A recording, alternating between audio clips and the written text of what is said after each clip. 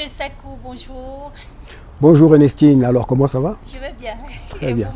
Ça va très bien, ça va très bien. Aujourd'hui, nous allons parler de l'entrepreneuriat féminin, raison pour laquelle nous avons bien voulu que vous interveniez dans ce contexte-là, ou alors dans la thématique de cette émission. Pourquoi? Parce que nous avons, dans cette émission qui passe, en fait, qui est en train de passer, c'est une dame que nous avons interviewée, évidemment. Elle fait dans l'entrepreneuriat féminin, c'est une femme qui fait dans le cosmétique. Maintenant, sous le thème donc, de cette émission, qui est est-ce que l'entrepreneuriat féminin a de l'impact dans la société? Déjà, je vous remercie pour ce thème parce que parler de l'entrepreneuriat féminin au Cameroun, c'est une très bonne chose parce que je me rends compte qu'il y a très peu de femmes. Il y a très peu de femmes qui se lancent dans les affaires, qui entreprennent. Et je peux bien comprendre pourquoi il y a très peu de femmes qui entreprennent dans ce pays. Et quand vous revenez sur un tel thème, je pense que cette émission, si elle est suivie par beaucoup de femmes, ça pourrait les inciter véritablement à s'engager dans les activités et à pouvoir relever le niveau économique de ce pays et même devenir un modèle pour de nombreux jeunes qui aspirent à devenir des entrepreneurs. Bon, maintenant, revenons sur le thème que vous proposez, à savoir l'entrepreneuriat féminin. Vous demandez si ça peut avoir un impact dans la société. Ben, évidemment, ça peut avoir un impact dans la société. Si je prends, n'est-ce pas, le cas de nombreux pays dans le monde où on a vu les femmes prospérer, qui ont créé des entreprises, qui ont apporté des valeurs ajoutées au niveau de l'économie nationale, qui ont permis que ces pays se développent dans tous les domaines, que ce soit dans le domaine économique, dans le domaine, n'est-ce pas, de la construction, dans le domaine électronique, etc. On voit que ça peut apporter. Alors déjà, à quel niveau est-ce que l'entrepreneuriat féminin peut avoir un impact, je dirais un impact vraiment positif pour un pays, pour une société? Il faut déjà avoir l'impact sur le plan purement de la formation personnelle. On peut se rendre compte que, n'est-ce pas, à cause de l'éducation qui a été mal orientée, n'est-ce pas, suite à des mauvaises valeurs qu'on transmet aux jeunes, parce que beaucoup de jeunes filles grandissent étant formatées, on leur fait croire que ce sont les hommes qui sont les plus importants, qui doivent tout dominer. Et du coup, elles pensent qu'elles grandissent pour faire honneur à leur époux, pour, n'est-ce pas, éduquer seulement les enfants. Elles ne prennent pas conscience qu'elles doivent aussi se lancer dans le développement et soutenir l'action, n'est-ce pas, des époux et même participer à l'économie nationale. Donc sur le plan de la formation personnelle, lorsqu'une femme se lance dans une entreprise, parce que l'entrepreneuriat suppose que, n'est-ce pas, la personne va s'engager dans une entreprise, créer une entreprise soi-même ou participer à la création d'une entreprise, promouvoir l'économie. Donc sur le plan personnel, cette femme va déjà devenir une personne respectée et respectable dans la société. Elle va devenir une personnalité et elle va avoir confiance en elle-même. Parce que pour créer une entreprise, il faut déjà avoir confiance en soi. Donc on voit que sur le plan personnel, la femme va être différente de la femme formatée, n'est-ce pas, depuis sa jeunesse. Maintenant, sur le plan purement économique, lorsqu'une femme se lance dans une entreprise, peu importe le domaine, n'est-ce pas, dans lequel elle se lance, on va voir qu'elle va créer, n'est-ce pas, des richesses. Et quand elle crée des richesses, non seulement il y a de l'argent qu'elle va produire, mais aussi qu'elle va recruter un personnel. Elle va distribuer des salaires. Et les personnes qui vont recevoir ces salaires vont nourrir des familles, vont envoyer leurs enfants à l'école, vont soigner leurs enfants, etc., etc. Donc vous voyez l'impact que ça peut avoir au niveau de la société. Ajoutez à ça maintenant l'économie nationale. Regardons par exemple, notre économie est en grande partie soutenue par les femmes.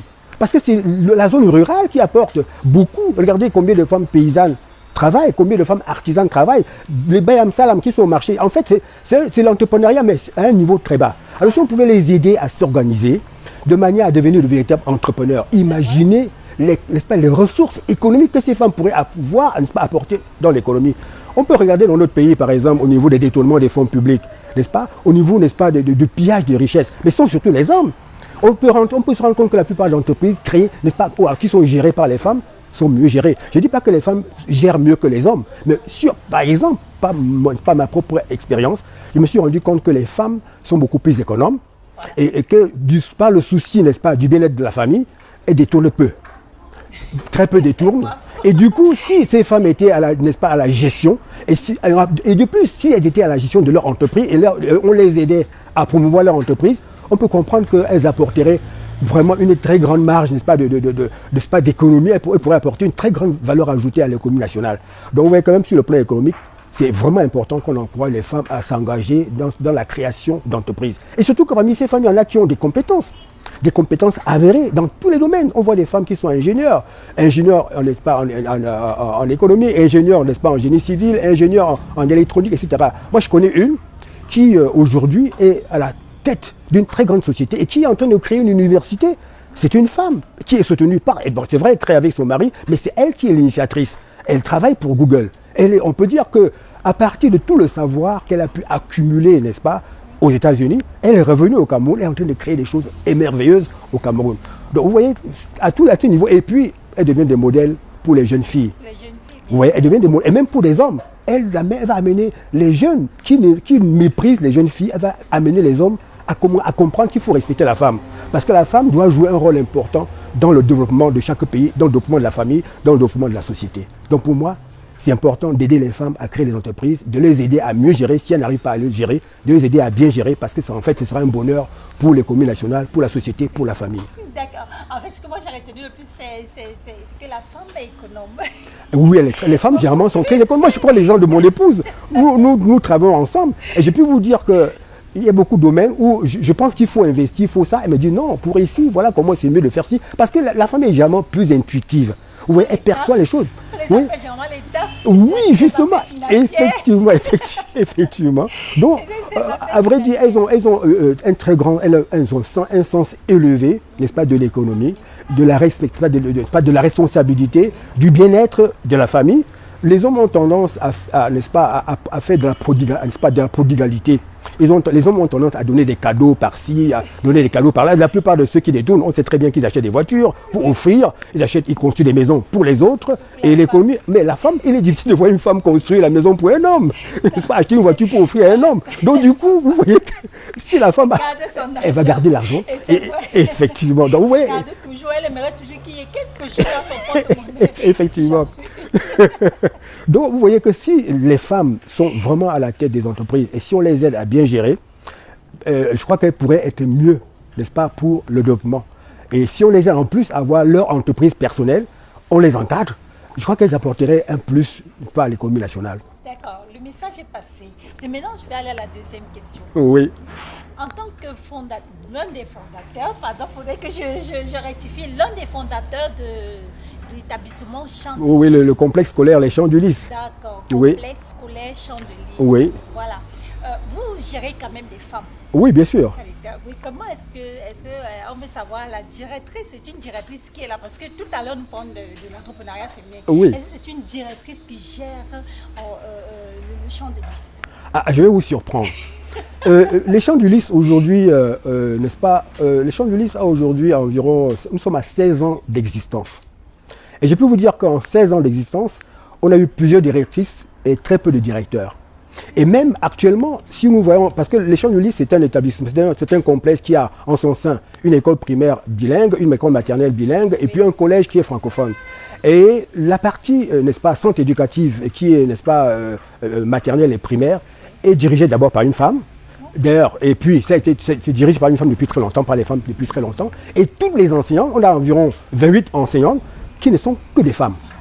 Donc tous les enseignants sont des femmes. Et je peux vous dire que cette année, depuis cette année, et cette année ça marche, ça a mieux marché que depuis toutes les autres années. Parce qu'en fait, qu'est-ce qui se passe? C'est vrai, les femmes ont tendance à faire de la concurrence. Mais ils font une bonne concurrence. Il suffit seulement de les encadrer pour orienter leur concurrence vers la bonne direction, vers la fructification de leurs dons, de leurs aptitudes, des talents. Oui, mais ça je vous le dis.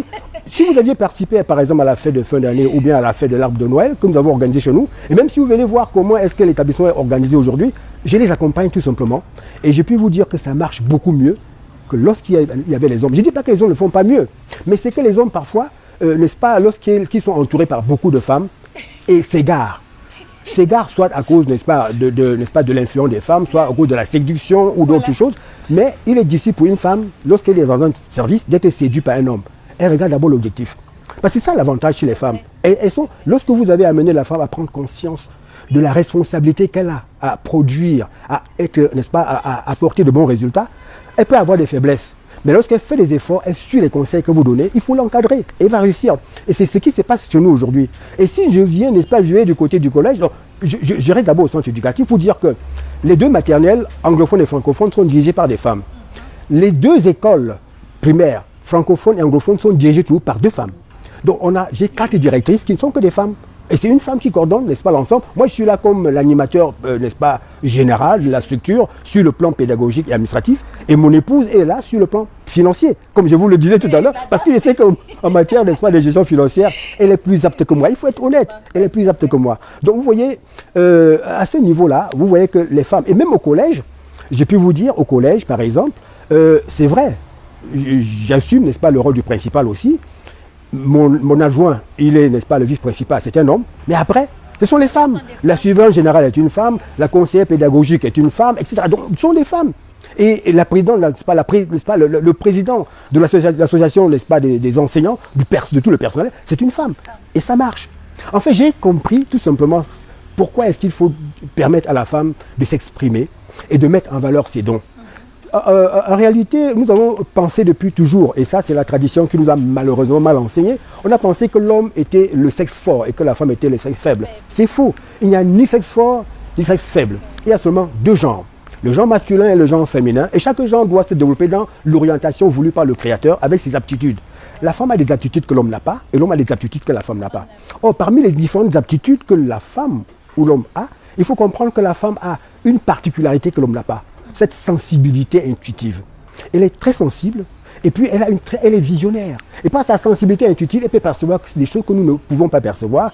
Pour que nous percevions cela, il faut passer par le raisonnement, par, n'est-ce pas, l'analyse, etc. pour arriver à ce que la femme avait perçu dès le départ. Et du coup, lorsque vous aidez la femme à se découvrir et à mettre en valeur cette qualité qui est l'intuition, n'est-ce pas, cette capacité intuitive à percevoir les choses, n'est-ce pas, les plus fines, les plus élevées. Et lorsque vous l'aidez à orienter cette intuition vers ce qui peut édifier, vers ce qui peut construire, vous obtenez des très grands résultats. C'est ce que moi j'ai fait. Donc du coup, je les encadre pour qu'elles utilisent leur intuition, qu'elles utilisent leurs dons, qu'elles utilisent leur sensibilité pour que les choses marchent. Et voilà pourquoi je peux dire qu'au Champ du Lys, vous avez pu remarquer, n'est-ce pas, à Yaoundé 6e par exemple, nous, les Champs du Lys sont aujourd'hui, ça c'est sans modestie, hein, franchement, nous sommes classés presque comme la meilleure école. On peut voir que même sur le plan n'est-ce pas, de la ville, lorsqu'il y a eu des compétitions interscolaires avec tous les établissements de la ville, à l'Institut français, pendant plusieurs années, les Champs du Lys ont occupé la meilleure place. Et ça, c'est parce que les femmes sont toujours, n'est-ce pas, là à encadrer les enfants. Donc, que ce soit au niveau intellectuel, elles sont là, elles accompagnent les enfants. Au niveau artistique, elles accompagnent les enfants. Donc, j'ai pu comprendre que ces femmes, elles ont du talent. Il faut les aider, n'est-ce pas, en leur donnant des tâches, en les accompagnant, pour qu'elles vous produisent, n'est-ce pas, des résultats merveilleux. D'accord, donc en fait, moi j'ai beaucoup retenu, nous allons mettre fin à cette interview, mais nous allons d'abord vous dire merci. Merci pour avoir pris de votre temps vraiment pour cette interview. Moi-même, j'ai retenu beaucoup de choses. J'espère également que les hommes qui sont à la maison ont retenu aussi quelque chose. Comment encadrer les femmes à la maison. Il ne faudrait pas prendre des femmes et les mettre à la maison, comme on dit germain, comme un pot de fleurs, qu'elles ne peuvent rien faire. Mais c'est les déscolariser, je pense bien, parce que dans vos propos, j'ai pu entendre quelque chose comme ça. En fait, selon les propos, si j'analyse, ça veut dire que même la femme déscolarisée, on peut la former. On peut la former. On peut la moduler, pardon. L'intuition ne vient pas de l'école. L'intuition, voilà, c'est une faculté qui est naturelle, qui est liée à l'esprit. Donc, que la femme soit scolarisée ou pas, elle porte en elle cette faculté qui lui permet de voir les choses différemment, voilà, n'est-ce pas? Et de pouvoir orienter les choses. D'ailleurs, je dois rappeler que même dans nos traditions, les rois ne pouvaient pas prendre une décision sans consulter la reine. Parce que la reine pouvait percevoir les choses, n'est-ce pas, les choses subtilement et conseiller, n'est-ce pas, le roi. Oui. Si on voit par exemple le jugement, n'est-ce pas, de Ponce Pilate, vous voyez qu'au moment où il a jugé Jésus, qu'est-ce que... Oui, mais la femme est venue c'est la femme lui a dit, faites attention, parce que cet homme, elle ne le connaissait pas. Oui. Mais elle a perçu que ce monsieur qui était... Elle lui a dit, ne te mêle pas de cette histoire. Vous comprenez? Et il s'est lavé les mains. Vous comprenez? Et on peut voir ça dans beaucoup de domaines. On a vu, par exemple, n'est-ce pas, le président Obama arrivé au pouvoir. On a vu le rôle que Mme Obama a joué, n'est-ce pas, à côté de lui. On peut prendre exemple, plusieurs exemples. Et revenons au Champ du Lys, par exemple. Nous sommes rendus compte que sur 20 prix que nous avons distribués à l'école primaire et à la maternelle, les filles ont raflé 16 prix. 16 premiers prix. Les garçons n'ont eu que 4 prix. Et au collège, nous avions 4 prix vraiment à offrir. Prix, n'est-ce pas, du meilleur élève scientifique, prix du meilleur élève fille scientifique, prix, n'est-ce pas, du meilleur élève qui incarne les valeurs humaines, c'est-à-dire la pureté, n'est-ce pas, l'assiduité, l'humilité, le respect, l'obéissance, la propreté et tout ça. Ça, il fallait donner ce prix. Et aussi, n'est-ce pas, et aussi le prix du meilleur élève de l'école. Pour vous dire, de ces 4 prix, Nous avons eu beaucoup de difficultés pour trouver un garçon qui pouvait avoir un prix, parce qu'il était deuxième quelque part, et les 4 prix devaient être raflés par les femmes, par les filles. Alors on s'est dit non, on ne peut pas quand même, à l'école primaire, sur 20, on a 16 filles, au collège, les 4 ne sont que des filles. On a trouvé quand même quelques éléments pour, n'est-ce pas, choisir un garçon, pour qu'il ait au moins un prix parmi les filles. Donc pour vous dire qu'aujourd'hui, les filles ont pris conscience et se battent pour devenir de véritables leaders. Alors, bon, voilà, mesdames et messieurs, merci d'avoir écouté cette interview. Nous retournons donc justement dans notre émission. À plus.